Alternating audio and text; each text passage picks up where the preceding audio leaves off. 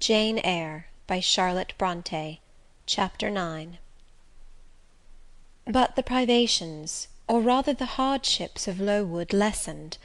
Spring drew on; she was indeed already come; the frosts of winter had ceased; its snows were melted, its cutting winds ameliorated. My wretched feet, flayed and swollen to lameness by the sharp air of January, began to heal and subside under the gentler breathings of April. The nights and mornings no longer, by their Canadian temperature, froze the very blood in our veins. We could now endure the play hour passed in the garden; sometimes on a sunny day it began even to be pleasant and genial, and a greenness grew over those brown beds, which, freshening daily, suggested the thought that hope traversed them at night, and left each morning brighter traces of her steps. Flowers peeped out amongst the leaves, snowdrops, crocuses, purple auriculas, and golden-eyed pansies. On Thursday afternoons, half holidays, we now took walks, and found still sweeter flowers opening by the wayside, under the hedges. I discovered, too, that a great pleasure, an enjoyment which the horizon only bounded, lay all outside the high and spike-guarded walls of our garden. This pleasure consisted in prospect of noble summits girdling a great hill hollow, rich in verdure and shadow; in a bright beck, full of dark stones and sparkling eddies.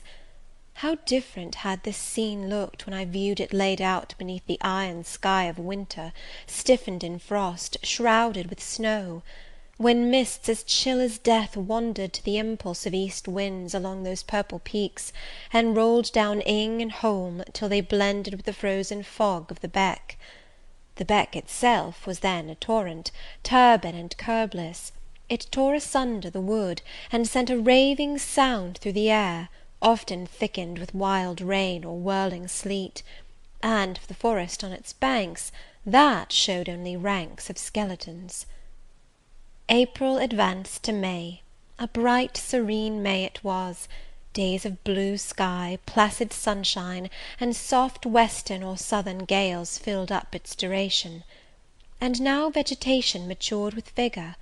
Lowood shook loose its tresses; it became all green, all flowery; its great elm, ash, and oak skeletons were restored to majestic life; woodland plants sprang up profusely in its recesses; unnumbered varieties of moss filled its hollows, and it made a strange ground sunshine out of the wealth of its wild primrose plants. I have seen their pale gold gleam in overshadowed spots, like scatterings of the sweetest lustre. All this I enjoyed often and fully, free, unwatched, and almost alone; for this unwonted liberty and pleasure there was a cause, to which it now becomes my task to advert. Have I not described a pleasant site for a dwelling, when I speak of it as bosomed in hill and wood, and rising from the verge of a stream? Assuredly pleasant enough, but whether healthy or not is another question. That forest dell, where Lowood lay, was the cradle of fog, and fog-bred pestilence, which, quickening with the quickening spring, crept into the orphan asylum, breathed typhus through its crowded schoolroom and dormitory, and, ere May arrived, transformed the seminary into a hospital. Semi-starvation and neglected colds had predisposed most of the pupils to receive infection. 45 out of the 80 girls lay ill at one time. Classes were broken up, rules relaxed. The few who continued well were allowed almost unlimited license, because the medical attendant insisted on the necessity of frequent exercise to keep them in health; and had it been otherwise, no one had leisure to watch or restrain them. Miss Temple's whole attention was absorbed by the patients; she lived in the sick room, never quitting it except to snatch a few hours' rest at night. The teachers were fully occupied with packing up and making other necessary preparations for the departure of those girls who were fortunate enough to have friends and relations able and willing to remove them from the seat of contagion. Many, already smitten, went home only to die. Some died at the school, and were buried quietly and quickly, the nature of the malady forbidding delay. While disease had thus become an inhabitant of Lowood, and death its frequent visitor; while there was gloom and fear within its walls; while its rooms and passages steamed with hospital smells, the drug and the pastille striving vainly to overcome the effluvia of mortality, that bright May shone unclouded over the bold hills and beautiful woodland out of doors. Its garden, too, glowed with flowers. Hollyhocks had sprung up tall as trees, lilies had opened, tulips and roses were in bloom, the borders of the little beds were gay with pink thrift and crimson double daisies, the sweetbriars gave out, morning and evening, their scent of spice and apples; and these fragrant treasures were all useless for most of the inmates of Lowood, except to furnish now and then a handful of herbs and blossoms to put in a coffin. But I, and the rest who continued well, enjoyed fully the beauties of the scene and season. They let us ramble in the wood, like gipsies, from morning till night. We did what we liked, went where we liked. We lived better too. Mr. Brocklehurst and his family never came near Lowood now. Household matters were not scrutinized into. The cross housekeeper was gone, driven away by the fear of infection. Her successor, who had been matron at the Lowton dispensary, unused to the ways of her new abode, provided with comparative liberality. Besides, there were fewer to feed. The sick could eat little. Our breakfast basins were better filled.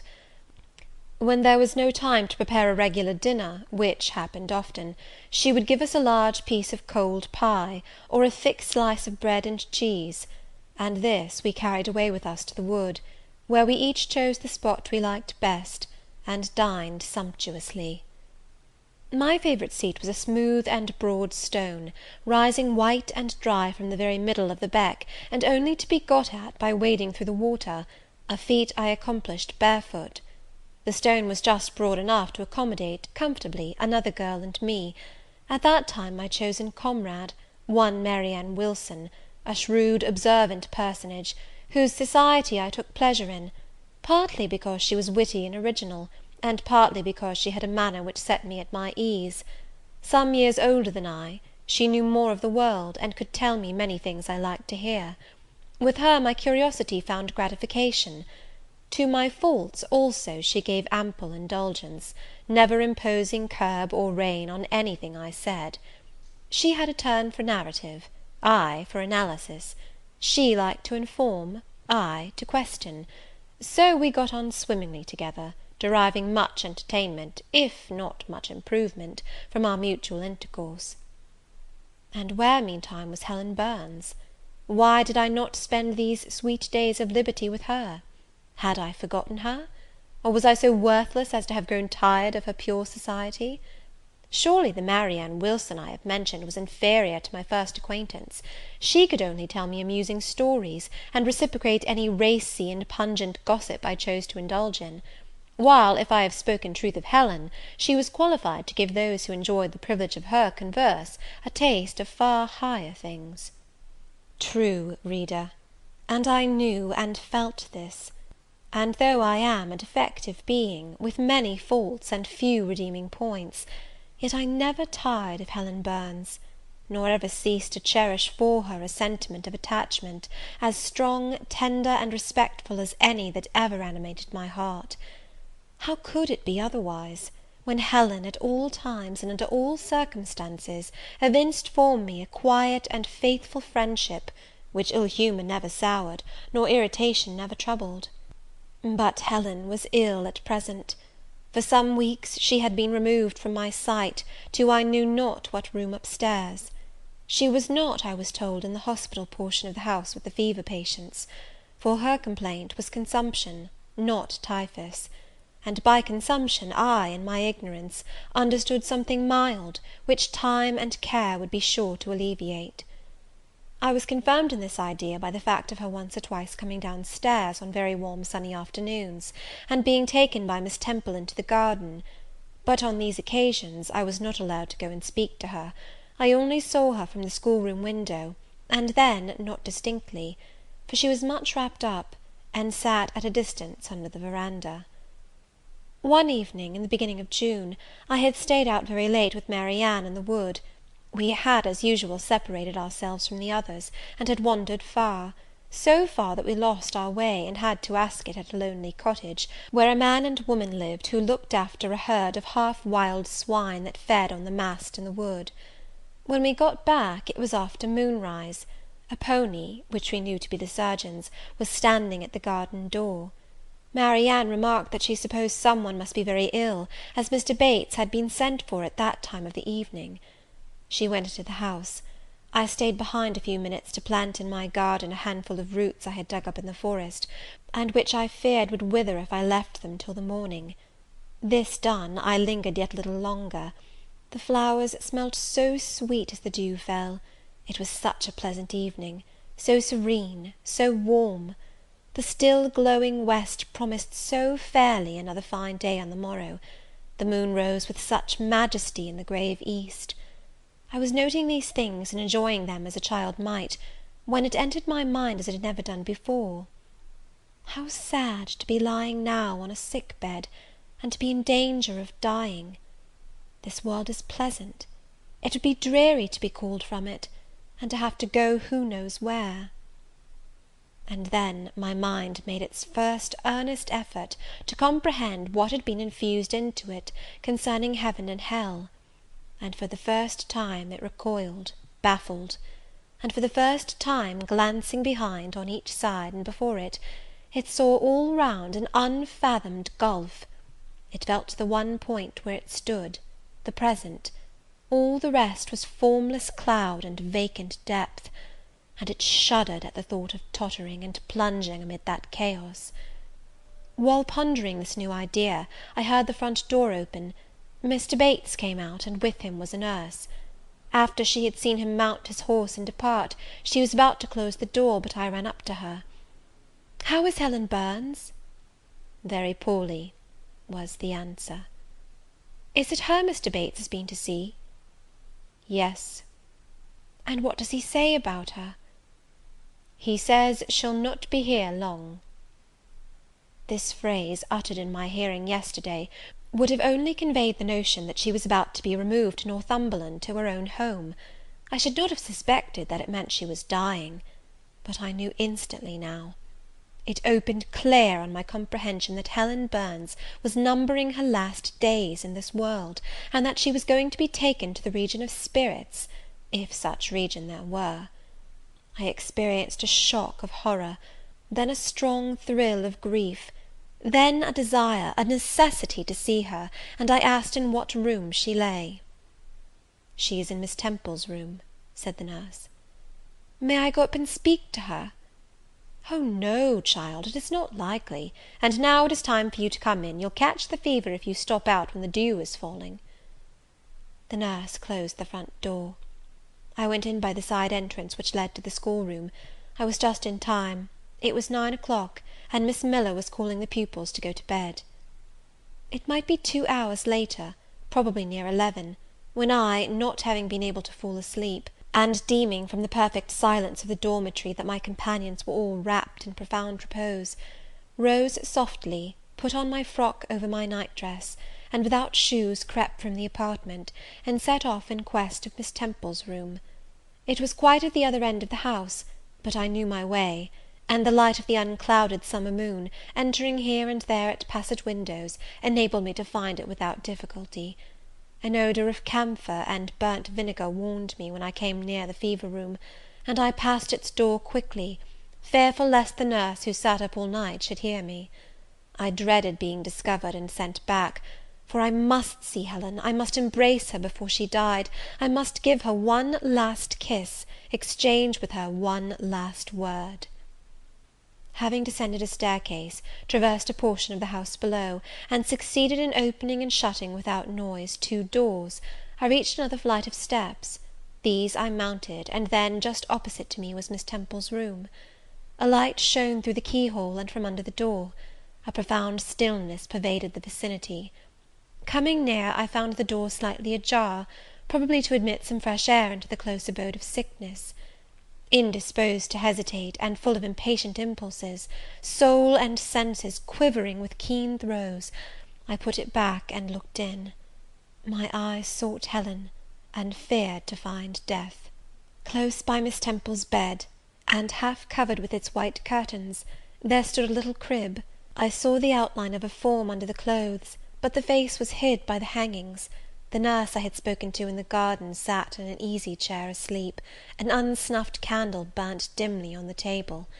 Miss Temple was not to be seen. I knew afterwards that she had been called to a delirious patient in the fever room. I advanced, then paused by the crib's side. My hand was on the curtain, but I preferred speaking before I withdrew it. I still recoiled at the dread of seeing a corpse. "Helen," I whispered softly, "are you awake?" She stirred herself, put back the curtain, and I saw her face, pale, wasted, but quite composed. She looked so little changed that my fear was instantly dissipated. "Can it be you, Jane?" she asked, in her own gentle voice. "Oh," I thought, "she is not going to die! They are mistaken! She could not speak and look so calmly if she were." I got under her crib and kissed her. Her forehead was cold, and her cheek both cold and thin, and so were her hand and wrist; but she smiled as of old. "Why are you come here, Jane? It is past 11 o'clock. I heard it strike some minutes since." "I came to see you, Helen. I heard you were very ill, and I could not sleep till I had spoken to you." "You came to bid me good-bye, then? You are just in time, probably." "Are you going somewhere, Helen? Are you going home?" "Yes, to my long home, my last home." "No, no, Helen!" I stopped, distressed. While I tried to devour my tears, a fit of coughing seized Helen. It did not, however, wake the nurse. When it was over, she lay some minutes exhausted. Then she whispered, "Jane, your little feet are bare. Lie down and cover yourself with my quilt." I did so. She put her arm over me, and I nestled close to her. After a long silence, she resumed, still whispering, "I am very happy, Jane, and when you hear that I am dead, you must be sure and not grieve. There is nothing to grieve about. We all must die one day, and the illness which is removing me is not painful. It is gentle and gradual. My mind is at rest. I leave no one to regret me much. I have only a father, and he is lately married, and will not miss me. By dying young, I shall escape great sufferings. I had not qualities or talents to make my way very well in the world. I should have been continually at fault." "But where are you going to, Helen? Can you see? Do you know?" "I believe. I have faith. I am going to God." "Where is God? What is God?" "My Maker and yours, who will never destroy what he created. I rely implicitly on his power, and confide wholly in his goodness. I count the hours till that eventful one arrives which shall restore me to him, reveal him to me." "You are sure, then, Helen, that there is such a place as heaven, and that our souls can get to it when we die?" "I am sure there is a future state. I believe God is good. I can resign my immortal part to him without any misgiving. God is my Father, God is my friend. I love him, I believe he loves me." "And shall I see you again, Helen, when I die?"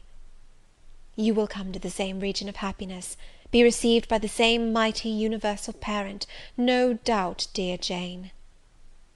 Again I questioned, but this time only in thought. Where is that region? Does it exist? And I clasped my arms closer round Helen. She seemed dearer to me than ever. I felt as if I could not let her go. I lay with my face hidden on her neck. Presently she said, in the sweetest tone, "How comfortable I am! The last fit of coughing has tired me a little. I feel as if I could sleep. But don't leave me, Jane. I like to have you near me." "I'll stay with you. Dear Helen, no one shall take me away." "Are you warm, darling?" "Yes." "Good night, Jane." "Good night, Helen." She kissed me, and I her, and we both soon slumbered. When I awoke, it was day, An unusual movement roused me. I looked up. I was in somebody's arms. The nurse held me.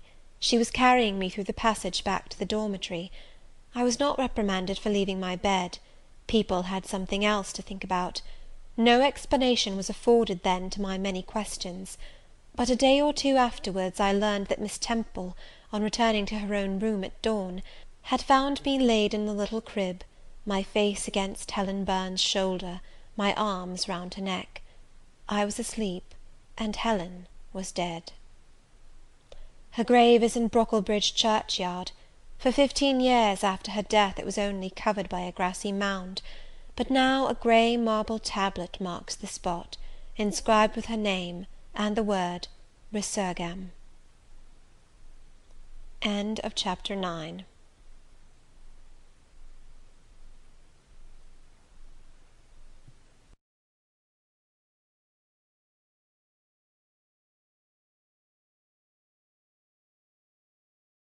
Chapter 10.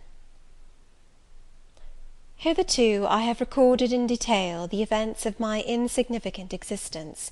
To the first 10 years of my life I have given almost as many chapters. But this is not to be a regular autobiography. I am only bound to invoke memory where I know her responses will possess some degree of interest.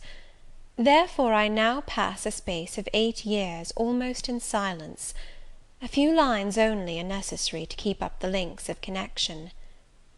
When the typhus fever had fulfilled its mission of devastation at Lowood, it gradually disappeared from thence, but not till its virulence and the number of its victims had drawn public attention on the school. Inquiry was made into the origin of the scourge, and by degrees various facts came out which excited public indignation in a high degree.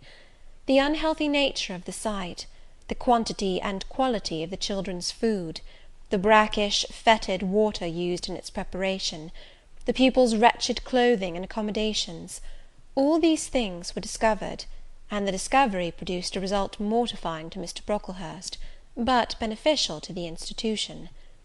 Several wealthy and benevolent individuals in the county subscribed largely for the erection of a more convenient building in a better situation. New regulations were made, improvements in diet and clothing introduced. The funds of the school were entrusted to the management of a committee. Mr. Brocklehurst, who, from his wealth and family connections, could not be overlooked, still retained the post of treasurer; but he was aided in the discharge of his duties by gentlemen of rather more enlarged and sympathizing minds. His office of inspector, too, was shared by those who knew how to combine reason with strictness, comfort with economy, compassion with uprightness. The school, thus improved, became in time a truly useful and noble institution. I remained an inmate of its walls, after its regeneration, for 8 years, 6 as a pupil and 2 as a teacher, and in both capacities I bear my testimony to its value and importance.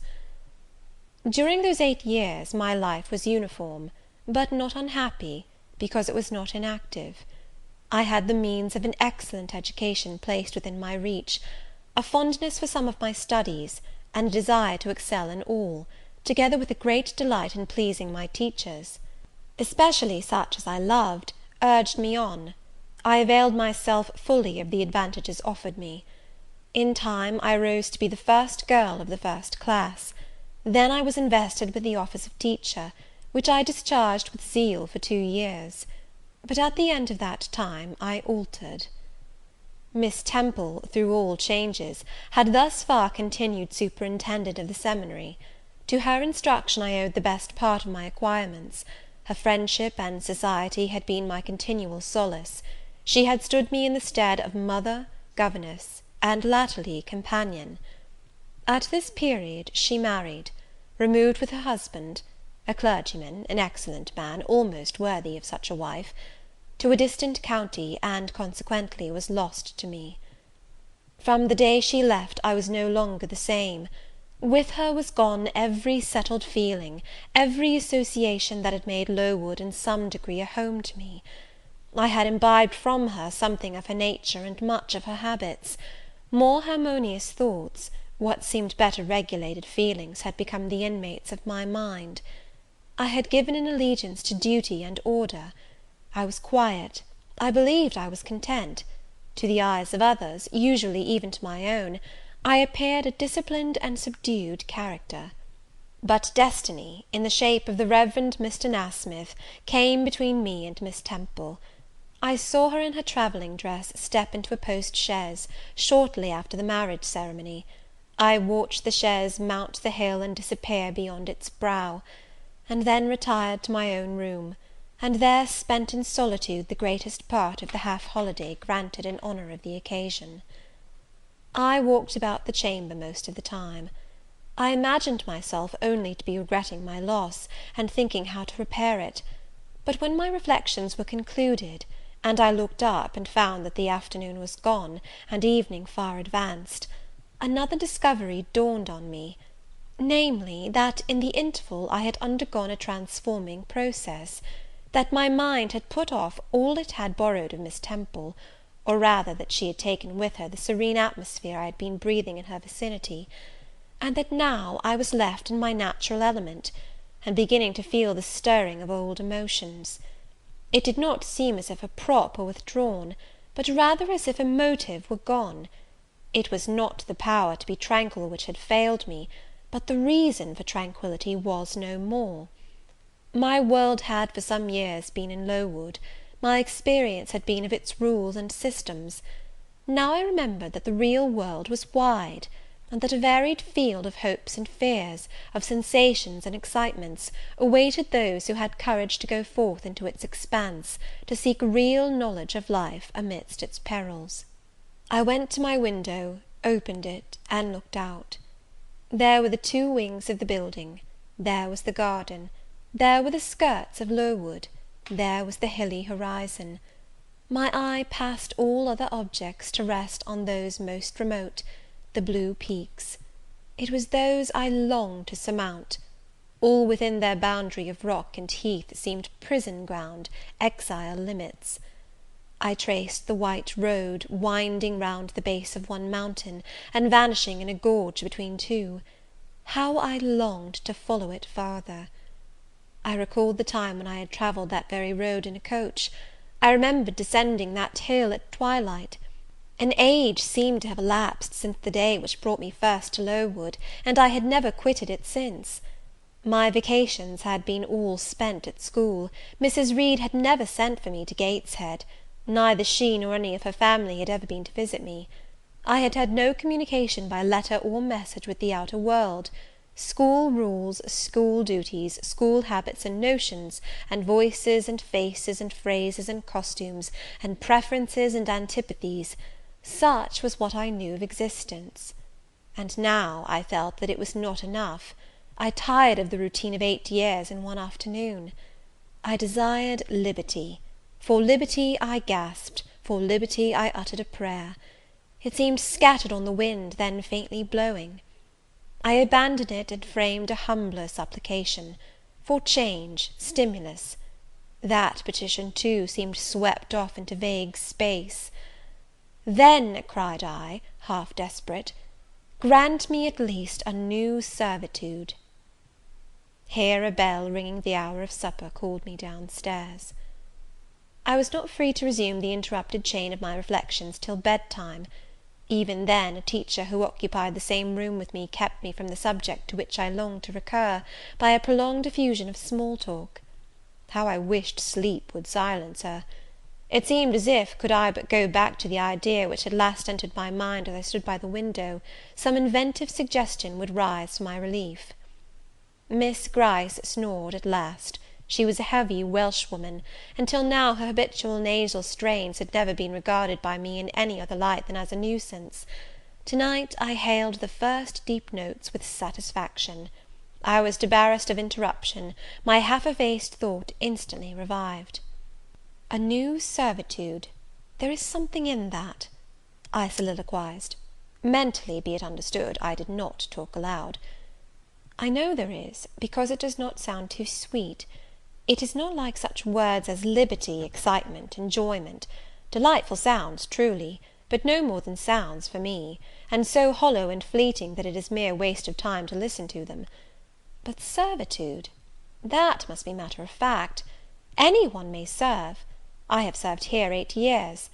Now all I want is to serve elsewhere. Can I not get so much of my own will? Is not the thing feasible? Yes, yes, the end is not so difficult, if I had only a brain active enough to ferret out the means of attaining it. I sat up in bed by way of arousing this said brain. It was a chilly night. I covered my shoulders with a shawl, and then I proceeded to think again with all my might. What do I want? A new place, in a new house, amongst new faces, under new circumstances. I want this, because it is of no use wanting anything better. How do people do to get a new place? They apply to friends, I suppose. I have no friends. There are many others who have no friends, who must look about for themselves, and be their own helpers. And what is their resource? I could not tell. Nothing answered me. I then ordered my brain to find a response, and quickly. It worked and worked faster. I felt the pulses throb in my head and temples, but for nearly an hour it worked in chaos, and no result came of its efforts. Feverish with vain labour, I got up and took a turn in the room, undrew the curtains, noted a star or two, shivered with cold, and again crept to bed. A kind fairy, in my absence, had surely dropped the required suggestion on my pillow, for as I lay down it came quietly and naturally to my mind. Those who want situations advertise. You must advertise in the shire Herald. How? I know nothing about advertising. Replies rose smooth and prompt now. You must enclose the advertisement and the money to pay for it under a cover directed to the editor of the Herald. You must put it, the first opportunity you have, into the post at Lowton. Answers must be addressed to J.E. at the post office there. You can go and inquire in about a week after you'll send your letter, if any are come, and act accordingly. This scheme I went over twice, thrice. It was then digested in my mind. I had it in a clear, practical form. I felt satisfied, and fell asleep. With earliest day I was up. I had my advertisement written, enclosed, and directed before the bell rang to rouse the school. It ran thus: A young lady accustomed to tuition, had I not been a teacher 2 years, is desirous of meeting with a situation in a private family where the children are under 14. I thought that as I was barely 18, it would not do to undertake the guidance of pupils nearer my own age. She is qualified to teach the usual branches of a good English education, together with French, drawing, and music. In those days, reader, this now narrow catalogue of accomplishments would have been held tolerably comprehensive. Address, J.E., Post Office, Lowton, shire. This document remained locked in my drawer all day.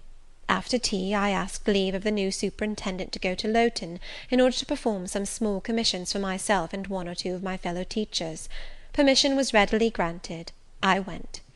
It was a walk of 2 miles, and the evening was wet, but the days were still long.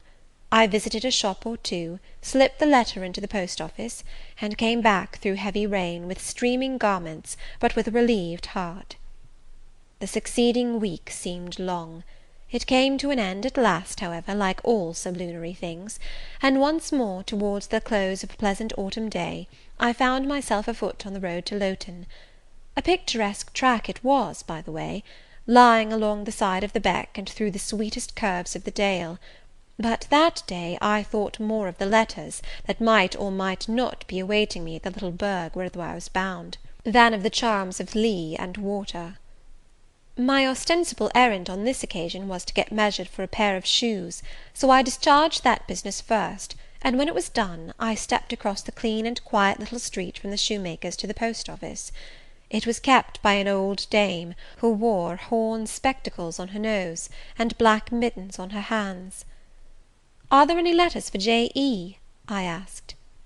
She peered at me over her spectacles, and then she opened a drawer and fumbled among its contents for a long time, so long that my hopes began to falter. At last, having held a document before her glasses for nearly 5 minutes, she presented it across the counter, accompanying the act by another inquisitive and mistrustful glance. It was for J.E. "Is there only one?" I demanded. "There are no more," said she; and I put it in my pocket, and turned my face homeward. I could not open it then; rules obliged me to be back by 8, and it was already 7:30. Various duties awaited me on my arrival. I had to sit with the girls during their hour of study; then it was my turn to read prayers, to see them to bed. Afterwards I supped with the other teachers. Even when we finally retired for the night, the inevitable Miss Gryce was still my companion. We had only a short end of a candle in our candlestick, and I dreaded lest she should talk till it was all burnt out. Fortunately, however, the heavy supper she had eaten produced a soporific effect. She was already snoring before I had finished undressing. There still remained an inch of candle. I now took out my letter. The seal was an initial F. I broke it. The contents were brief.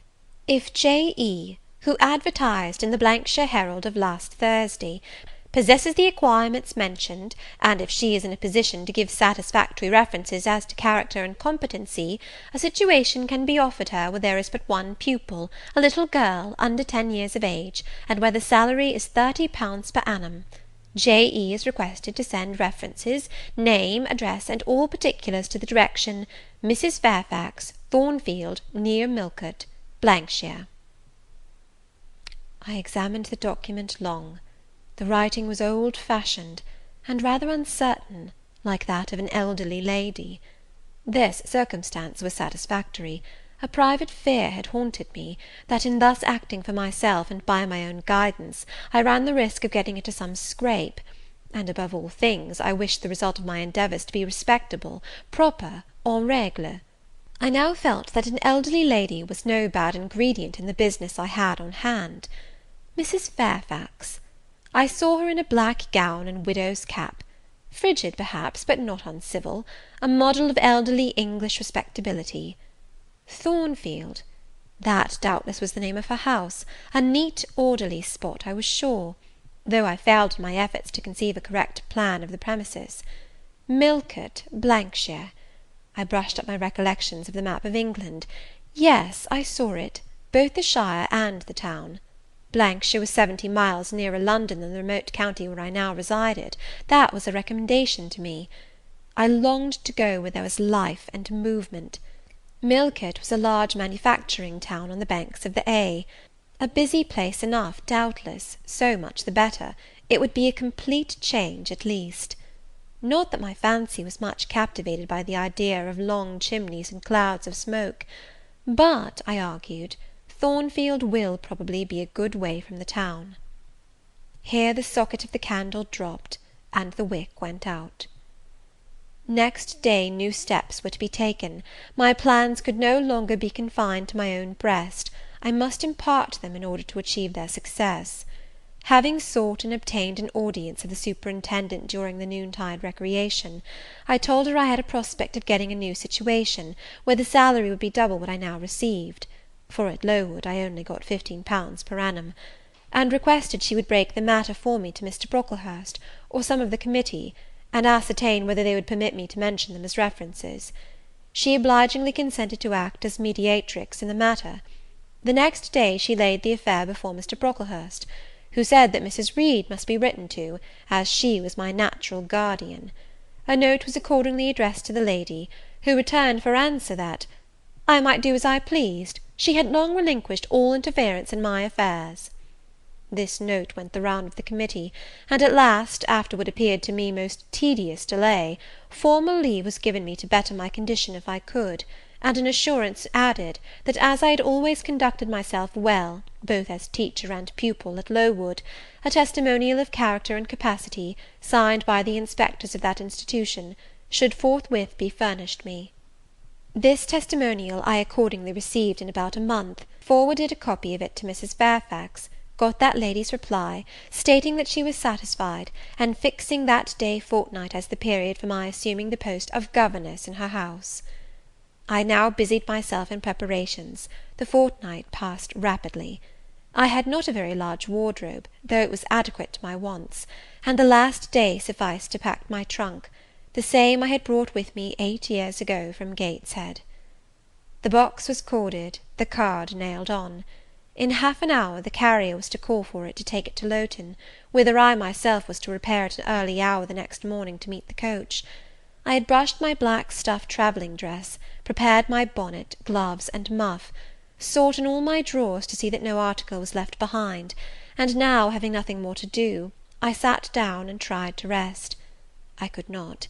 Though I had been on foot all day, I could not now repose an instant. I was much too excited.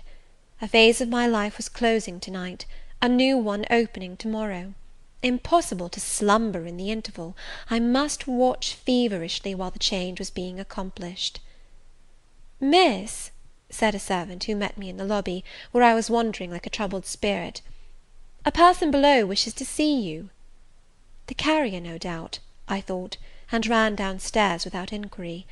I was passing the back parlour or teacher's sitting room, the door of which was half open, to go to the kitchen, when some one ran out. "It's her, I'm sure! I could have told her anywhere!" cried the individual who stopped my progress and took my hand. I looked. I saw a woman attired like a well-dressed servant, matronly, yet still young, very good-looking, with black hair and eyes, and lively complexion. "Well, who is it?" she asked, in a voice and with a smile I half recognized. "You've not quite forgotten me, I think, Miss Jane." In another second I was embracing and kissing her rapturously. "Bessy! Bessy! Bessy!" That was all I said, whereat she half laughed, half cried, and we both went into the parlour. By the fire stood a little fellow of 3 years old, in plaid frock and trousers. "That is my little boy," said Bessy directly. "Then you are married, Bessy?" "Yes, nearly 5 years since, to Robert Levin, the coachman, and I've a little girl besides Bobby there, that I've christened Jane." "And you don't live at Gateshead?" "I live at the lodge. The old porter has left." "Well, and how do they all get on? Tell me everything about them, Bessy. But sit down first, and, Bobby, come and sit at my knee, will you?" But Bobby preferred sidling over to his mother. "You're not grown so very tall, Miss Jane, nor so very stout," continued Mrs. Levin. "I dare say they've not kept you too well at school. Miss Reed is the head and shoulders taller than you are, and Miss Georgiana would make 2 of you in breadth." "Georgiana is handsome, I suppose, Bessy?" "Very. She went up to London last winter with her mamma, and there everybody admired her, and a young lord fell in love with her, but his relations were against the match, and what do you think? He and Miss Georgiana made it up to run away, but they were found out and stopped. It was Miss Reed that found them out. I believe she was envious, and now she and her sister lead a cat and dog life together. They are always quarrelling." "Well, and what of John Reed?" "Oh, he is not doing so well as his mamma could wish. He went to college, and he got plucked, I think they call it; and then his uncles wanted him to be a barrister, and study the law; but he is such a dissipated young man, they will never make much of him, I think." "What does he look like?" "He is very tall. Some people call him a fine-looking young man, but he has such thick lips." "And Mrs. Reed?" "Mrs. looks stout and well enough in the face, but I think she's not quite easy in her mind. Mr. John's conduct does not please her. He spends a great deal of money." "Did she send you here, Bessy?" "No, indeed; but I have long wanted to see you, and when I heard that there had been a letter from you, and that you were going to another part of the country, I thought I'd just set off and get a look at you before you were quite out of my reach." "I am afraid you are disappointed in me, Bessy."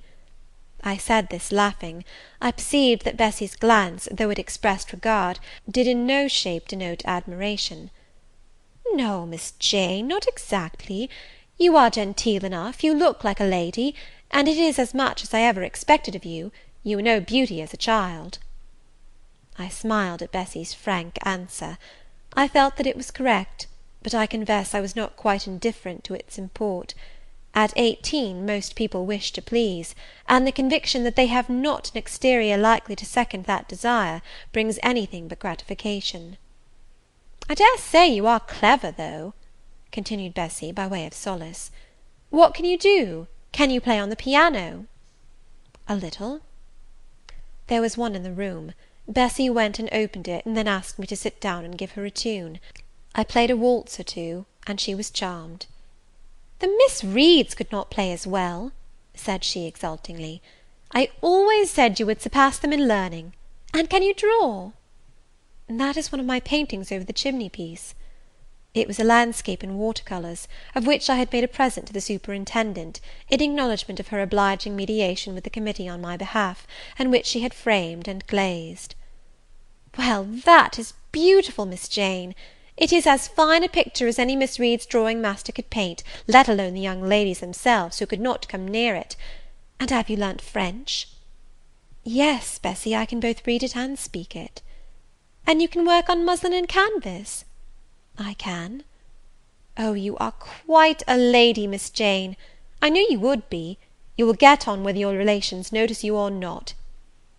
There was something I wanted to ask you. Have you ever heard anything from your father's kinsfolk, the Eyres?" "Never in my life." "Well, you know Missus always said they were poor and quite despicable. And they may be poor, but I believe they are as much gentry as the Reeds are; for one day, nearly 7 years ago, a Mr. Eyre came to Gateshead and wanted to see you. Missus said you were at school 50 miles off. He seemed so much disappointed, for he could not stay. He was going on a voyage to a foreign country, and the ship was to sail from London in a day or two. He looked quite a gentleman, and I believe he was your father's brother."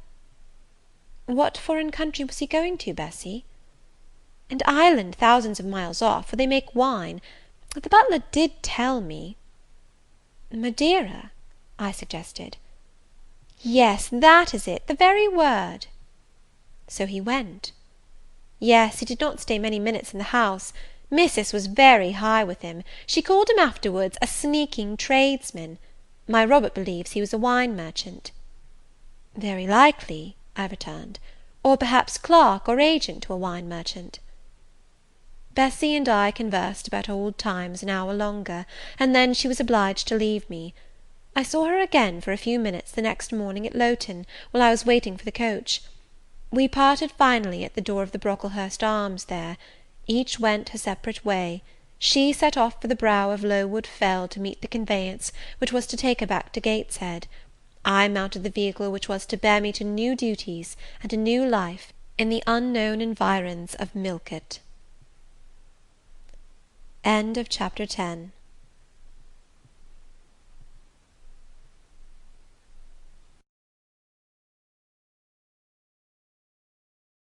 Chapter 11. A new chapter in a novel is something like a new scene in a play; and when I draw up the curtain this time, reader, you must fancy you see a room in the George Inn at Millcote, with such large figured papering on the walls as inn-rooms have, such a carpet, such furniture, such ornaments on the mantelpiece, such prints, including a portrait of George III, and another of the Prince of Wales, and a representation of the death of Wolfe. All this is visible to you by the light of an oil lamp hanging from the ceiling, and by that of an excellent fire, near which I sit in my cloak and bonnet. My muff and umbrella lie on the table, and I am warming away the numbness and chill contracted by 16 hours' exposure to the rawness of an October day. I left Lowton at 4 o'clock a.m., and the Millcote town clock is now just striking 8. Reader, though I look comfortably accommodated, I am not very tranquil in my mind. I thought when the coach stopped here, there would be some one to meet me. I looked anxiously round as I descended the wooden steps the boots placed for my convenience, expecting to hear my name pronounced, and to see some description of carriage waiting to convey me to Thornfield. Nothing of the sort was visible; and when I asked a waiter if any one had been to inquire after a Miss Eyre, I was answered in the negative. So I had no resource but to request to be shown into a private room; and here I am waiting, while all sorts of doubts and fears are troubling my thoughts. It is a very strange sensation to inexperienced youth to feel itself quite alone in the world, cut adrift from every connection, uncertain whether the port to which it is bound can be reached, and prevented by many impediments from returning to that it has quitted. The charm of adventure sweetens that sensation, the glow of pride warms it; but then the throb of fear disturbs it, and fear with me became predominant when half an hour elapsed and I was still alone. I bethought myself to ring the bell. "Is there a place in this neighbourhood called Thornfield?" I asked of the waiter who answered the summons. "Thornfield? I don't know, ma'am. I'll inquire at the bar." He vanished, but reappeared instantly. "Is your name Eyre, miss?" "Yes." "Person here waiting for you." I jumped up, took my muff and umbrella, and hastened into the inn passage. A man was standing by the open door, and in the lamplit street I dimly saw a one-horse conveyance.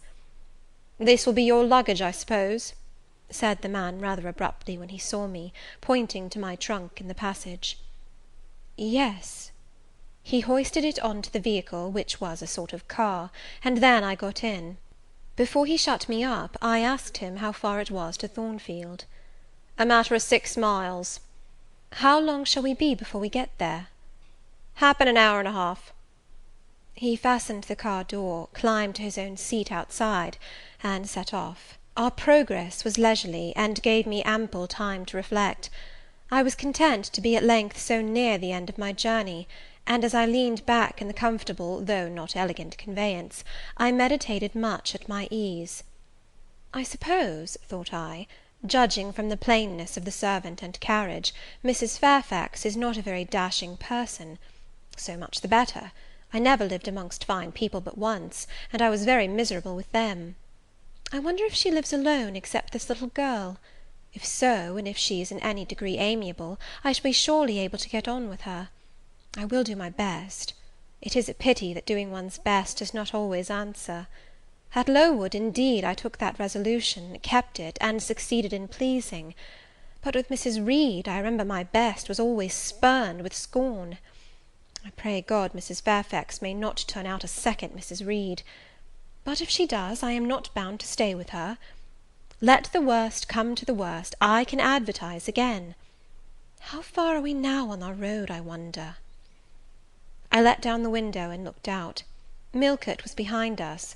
Judging by the number of its lights, it seemed a place of considerable magnitude, much larger than Lowton. We were now, as far as I could see, on a sort of common, but there were houses scattered all over the district. I felt we were in a different region to Lowood, more populous, less picturesque, more stirring, less romantic. The roads were heavy, the night misty. My conductor let his horse walk all the way, and the hour and a half extended, I verily believe, to 2 hours. At last he turned in his seat and said, "You're known so far for Thornfield now." Again I looked out. We were passing a church. I saw its low, broad tower against the sky, and its bell was tolling a quarter. I saw a narrow galaxy of lights, too, on a hillside, marking a village or hamlet. About 10 minutes after, the driver got down and opened a pair of gates. We passed through, and they clashed to behind us. We now slowly ascended a drive, and came upon the long front of a house. Candlelight gleamed from one curtained bow window, all the rest were dark. The car stopped at the front door. It was opened by a maidservant. I alighted and went in. "Will you walk this way, ma'am?" said the girl, and I followed her across a square hall with high doors all round. She ushered me into a room whose double illumination of fire and candle at first dazzled me, contrasting as it did with the darkness to which my eyes had been for 2 hours inured. When I could see, however, a cosy and agreeable picture presented itself to my view.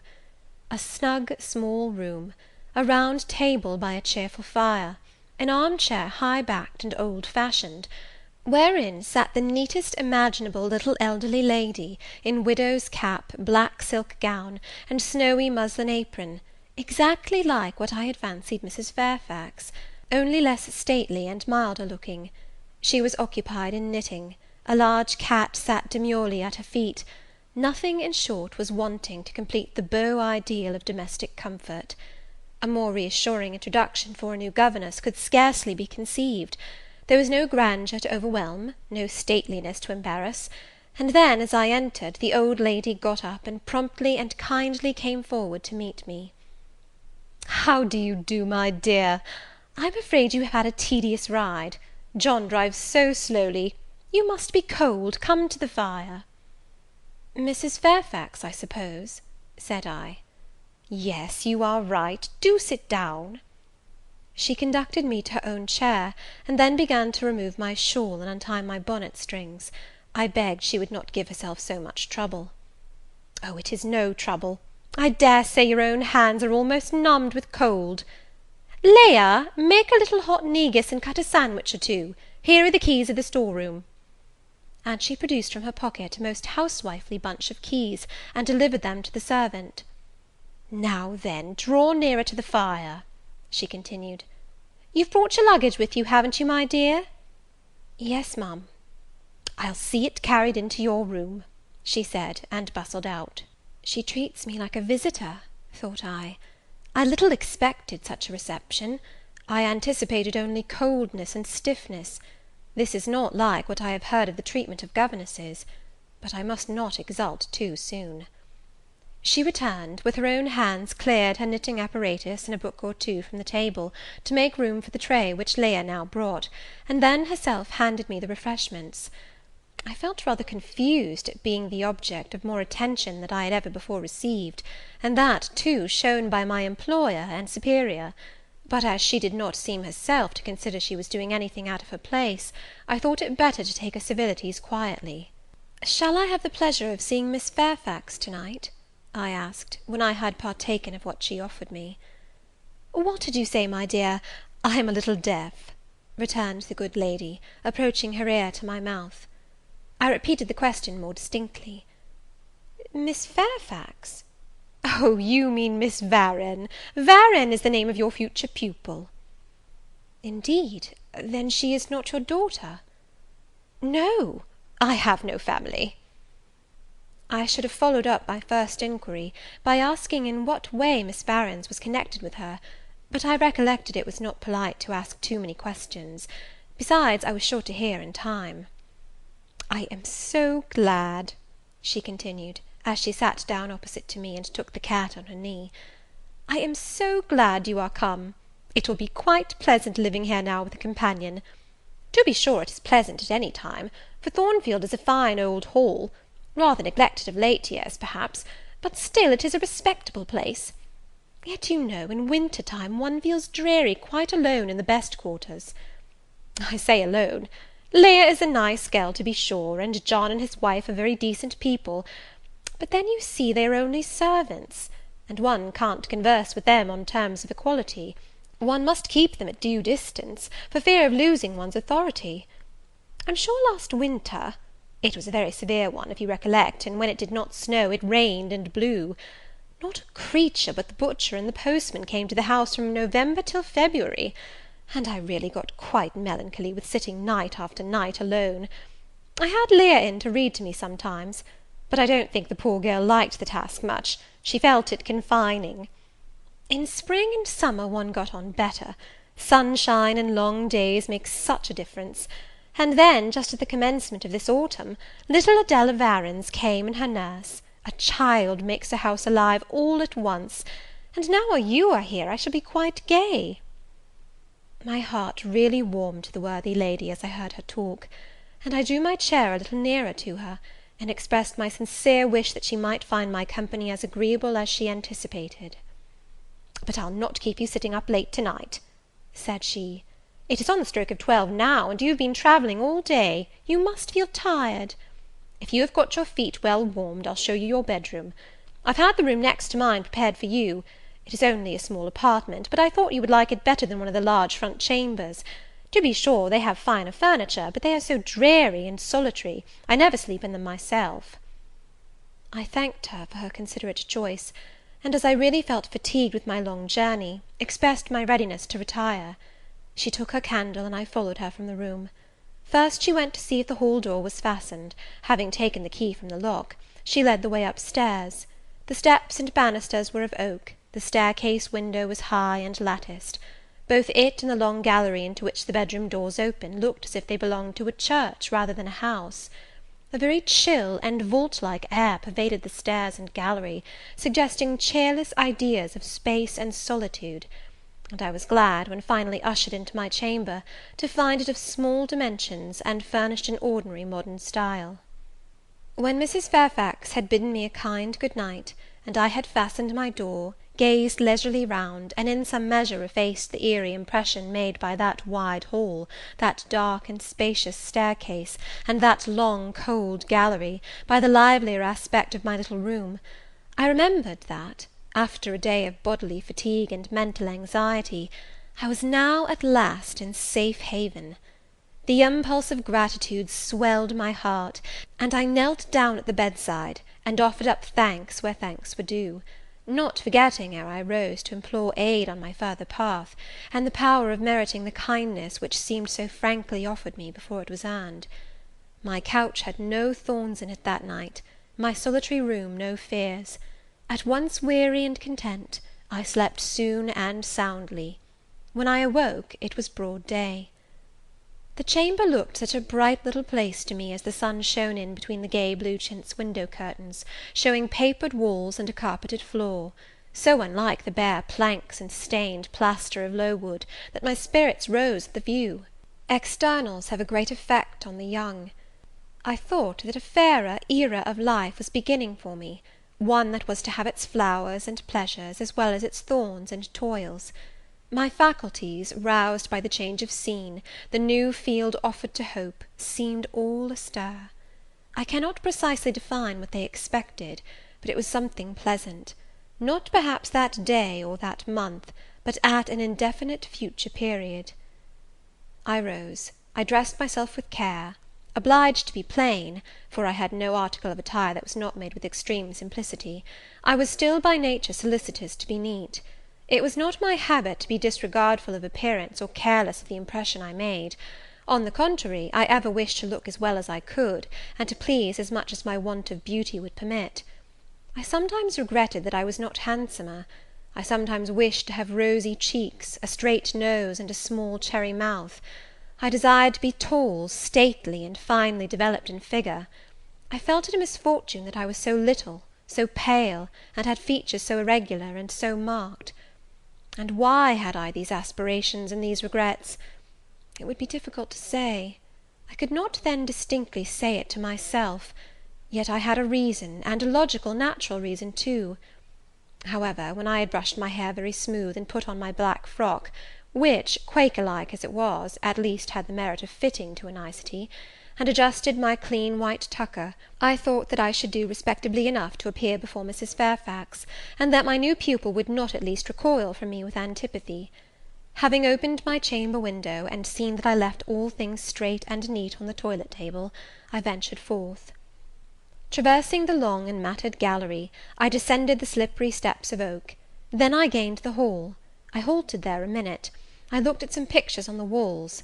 One, I remember, represented a grim man in a cuirass, and one a lady with powdered hair and a pearl necklace.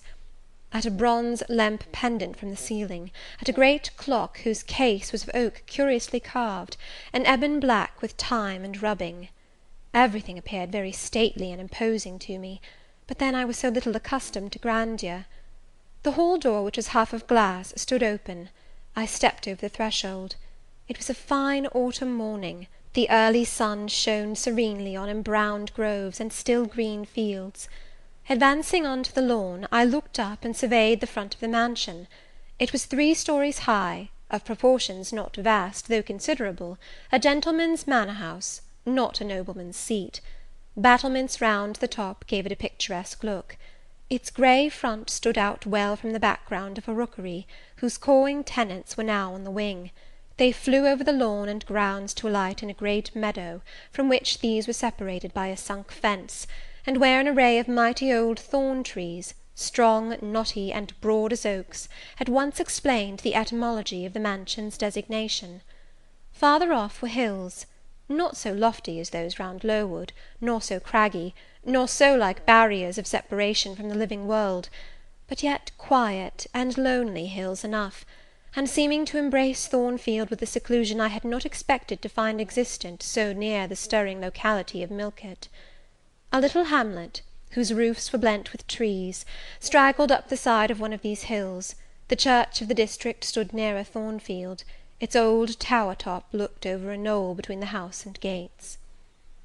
I was yet enjoying the calm prospect and pleasant fresh air, yet listening with delight to the cawing of the rooks, yet surveying the wide hoary front of the hall, and thinking what a great place it was for one lonely little dame like Mrs. Fairfax to inhabit, when that lady appeared at the door. "What, out already?" said she.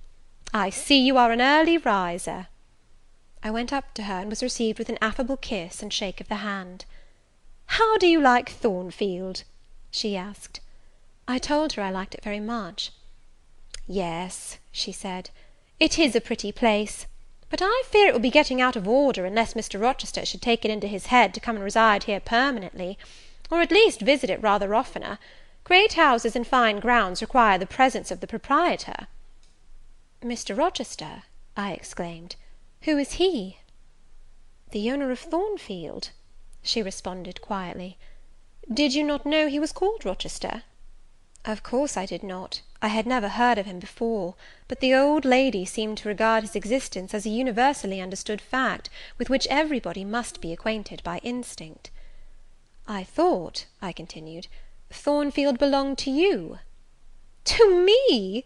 Bless you, child, what an idea! To me! I am only the housekeeper, the manager. To be sure, I am distantly related to the Rochesters by the mother's side, or at least my husband was. He was a clergyman, incumbent of Hay, that little village yonder on the hill, and that church near the gates was his. The present Mr. Rochester's mother was a Fairfax, and second cousin to my husband. But I never presume on the connection; in fact, it is nothing to me. I consider myself quite in the light of an ordinary housekeeper. My employer is always civil, and I expect nothing more." "And the little girl, my pupil?" "She is Mr. Rochester's ward. He commissioned me to find a governess for her. He intended to have her brought up in Shire, I believe. Here she comes, with her bonne, as she calls her nurse." The enigma then was explained. This affable and kind little widow was no great dame, but a dependent like myself. I did not like her the worse for that. On the contrary, I felt better pleased than ever. The equality between her and me was real, not the mere result of condescension on her part. So much the better, my position was all the freer. As I was meditating on this discovery, a little girl, followed by her attendant, came running up the lawn. I looked at my pupil, who did not at first appear to notice me. She was quite a child, perhaps 7 or 8 years old, slightly built, with a pale, small-featured face, and a redundancy of hair falling in curls to her waist. "Good morning, Miss Adela," said Mrs. Fairfax. "Come and speak to the lady who is to teach you, and to make you a clever woman some day." She approached. "C'est là ma gouvernante," said she, pointing to me, and addressing her nurse, who answered, "Mais oui, certainement." "Are they foreigners?" I inquired, amazed at hearing the French language. "The nurse is a foreigner, and Adela was born on the continent, and I believe never left it until within 6 months ago. When she first came here she could speak no English. Now she can make shift to talk it a little. I don't understand her, she mixes it so with French, but you will make out her meaning very well, I dare say." Fortunately, I had had the advantage of being taught French by a French lady; and as I had always made a point of conversing with Madame Pirot as often as I could, and had, besides, during the last 7 years, learnt a portion of French by heart daily, applying myself to take pains with my accent, and imitating as closely as possible the pronunciation of my teacher, I had acquired a certain degree of readiness and correctness in the language, and was not likely to be much at a loss with Mademoiselle Adela. She came and shook hands with me when she heard that I was her governess, and as I led her into breakfast, I addressed some phrases to her in her own tongue. She replied briefly at first, but after we were seated at the table, and she had examined me some 10 minutes with her large hazel eyes, she suddenly commenced chattering fluently. "Ah," cried she in French, "you speak my language as well as Mr. Rochester does. I can talk to you as I can to him, and so can Sophie. She will be glad. Nobody here understands her. Madame Fairfax is all English. Sophie is my nurse. She came with me over the sea in a great ship with a chimney that smoked. How it did smoke! And I was sick, and so was Sophie, and so was Mr. Rochester. Mr. Rochester lay down on a sofa in a pretty room called the salon, and Sophie and I had little beds in another place. I nearly fell out of mine, it was like a shelf, And Mademoiselle, what is your name? Eyre, Jane Eyre. Eyre? Bah, I cannot say it. Well, our ship stopped in the morning, before it was quite daylight, at a great city, a huge city, with very dark houses, and all smoky, not at all like the pretty clean town I came from.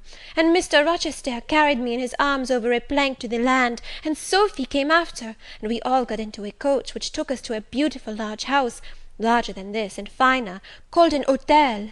We stayed there nearly a week.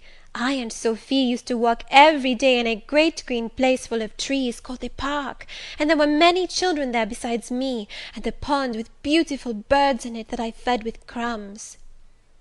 "Can you understand her when she runs on so fast?" asked Mrs. Fairfax. I understood her very well, for I had been accustomed to the fluent tongue of Madame Pirot. "I wish," continued the good lady, "you would ask her a question or two about her parents. I wonder if she remembers them." "Adèle," I inquired, "with whom did you live when you were in that pretty clean town you spoke of?" "I lived long ago with mamma, but she is gone to the Holy Virgin. Mamma used to teach me to dance and sing, and to say verses. A great many gentlemen and ladies came to see mamma, and I used to dance before them, or to sit on their knees and sing to them. I liked it. Shall I let you hear me sing now?" She had finished her breakfast, so I permitted her to give a specimen of her accomplishments. Descending from her chair, she came and placed herself on my knee. Then, folding her little hands demurely before her, shaking back her curls, and lifting her eyes to the ceiling, she commenced singing a song from some opera. It was the strain of a forsaken lady, who, after bewailing the perfidy of her lover, calls pride to her aid, desires her attendant to deck her in her brightest jewels and richest robes, and resolves to meet the false one that night at a ball, and prove to him, by the gaiety of her demeanour, how little his desertion has affected her.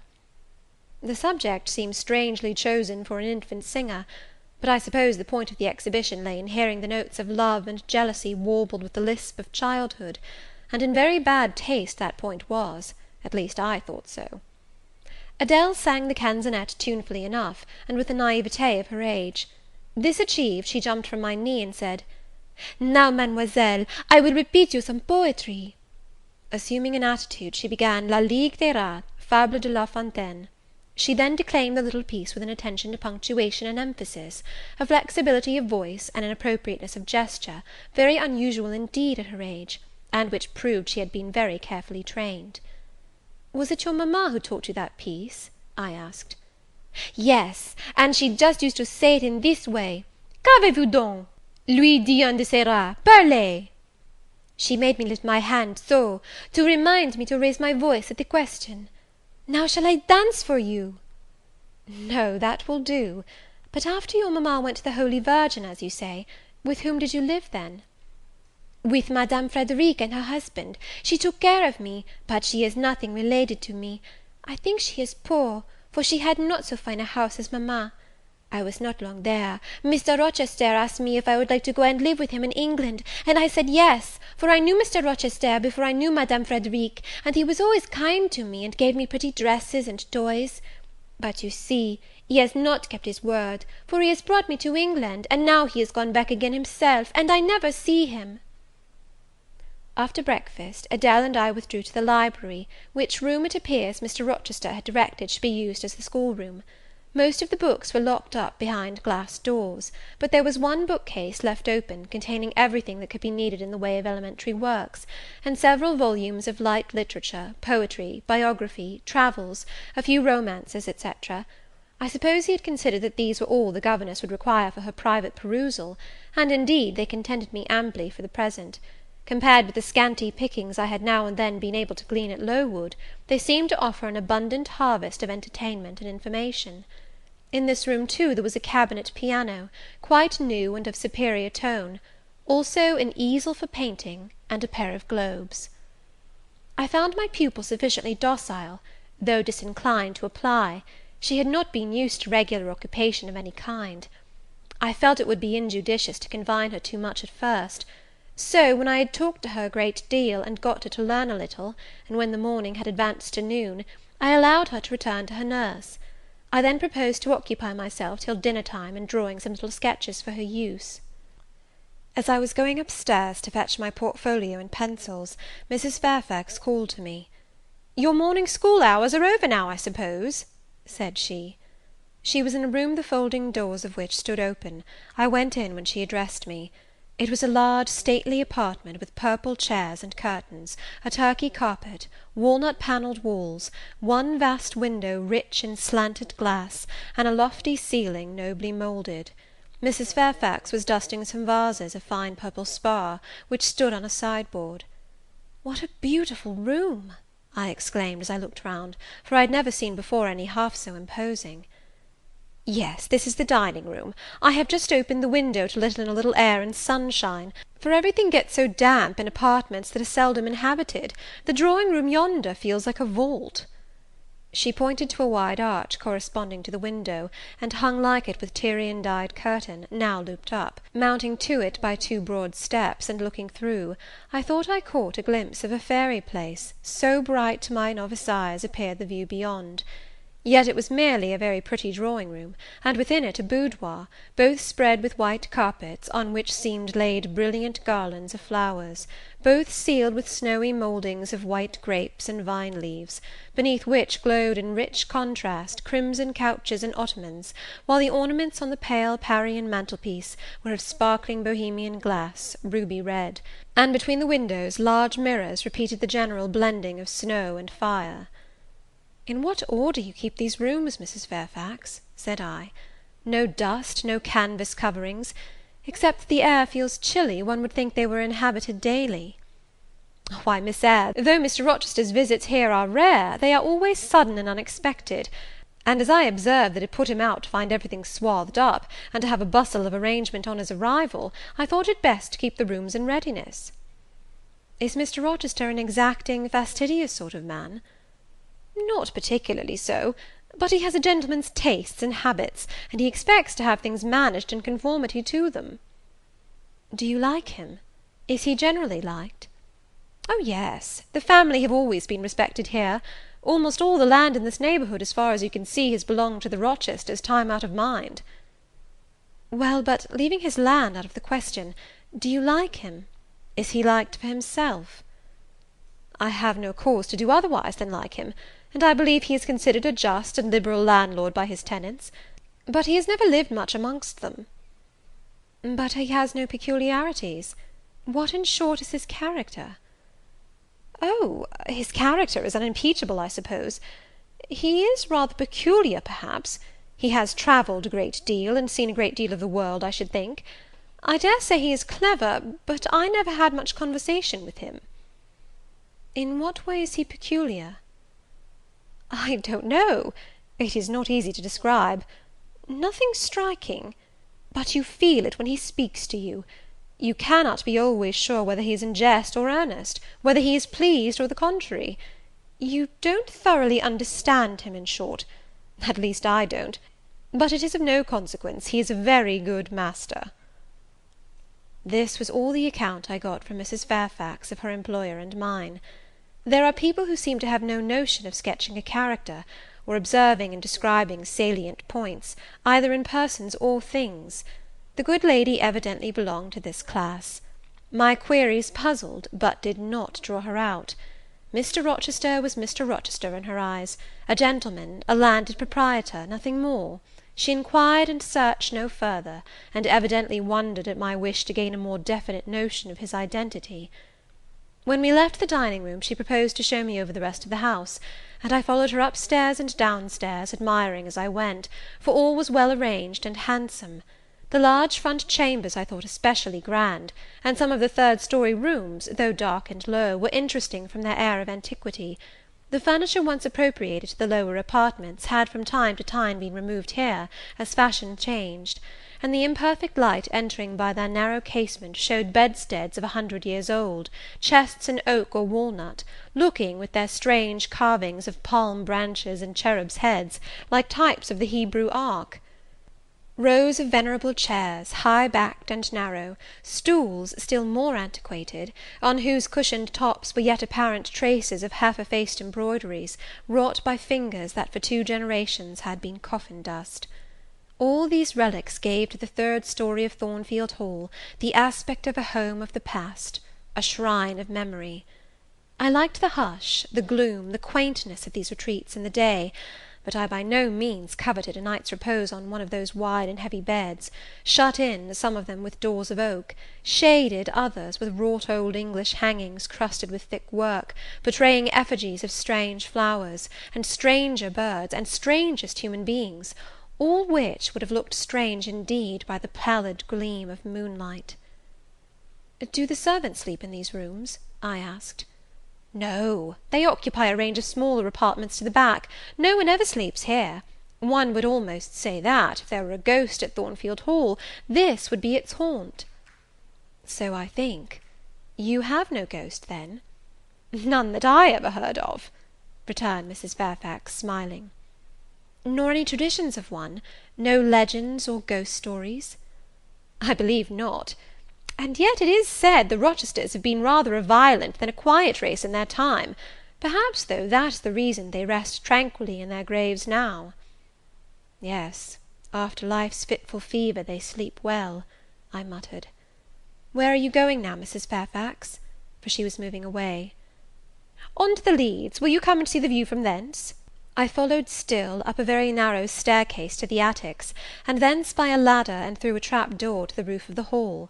I was now on a level with the crow colony, and could see into their nests. Leaning over the battlements and looking far down, I surveyed the grounds laid out like a map, the bright and velvet lawn closely girdling the grey base of the mansion, the field, wide as a park, dotted with its ancient timber, the wood, dun and sere, divided by a path visibly overgrown, greener with moss than the trees were with foliage, the church at the gates, the road, the tranquil hills, all reposing in the autumn day's sun, the horizon bounded by a propitious sky, azure, marbled with pearly white.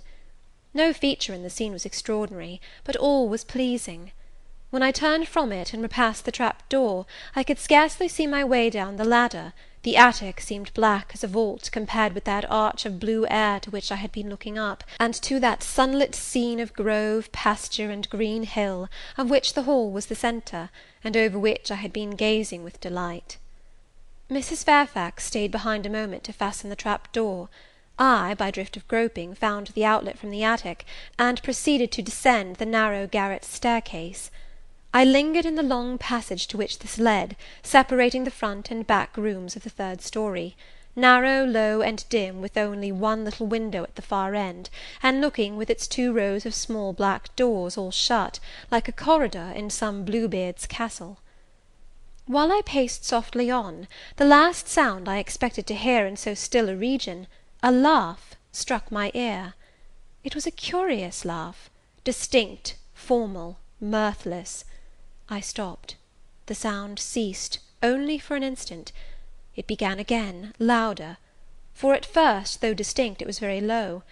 It passed off in a clamorous peal that seemed to wake an echo in every lonely chamber, though it originated but in one, and I could have pointed out the door from which the accents issued.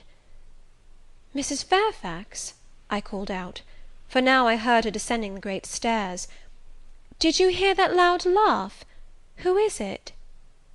"Some of the servants, very likely," she answered. "Perhaps Grace Poole." "Did you hear it?" I again inquired. "Yes, plainly. I often hear her. She sews in one of these rooms. Sometimes Leah is with her. They are frequently noisy together." The laugh was repeated in its low syllabic tone, and terminated in an odd murmur. "Grace!" exclaimed Mrs. Fairfax. I really did not expect any Grace to answer, for though the laugh was as tragic, as preternatural a laugh as any I have heard, and, but that it was high noon, and that no circumstance of ghostliness accompanied the curious cachinnation, but that neither scene nor season favoured fear, I should have been superstitiously afraid. However, the event showed me I was a fool for entertaining a sense even of surprise.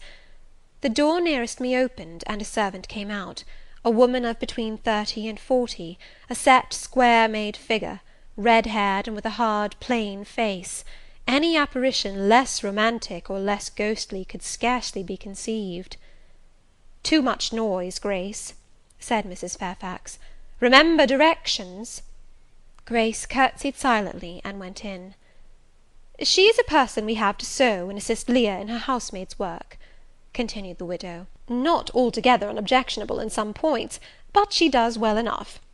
By the by, how have you got on with your new pupil this morning?" The conversation, thus turned on Adele, continued till we reached the light and cheerful region below. Adele came running to meet us in the hall, exclaiming, "Mesdames, vous êtes servies!" adding, "J'ai bien faim, moi!" We found dinner ready, and waiting for us in Mrs. Fairfax's room. Chapter 12.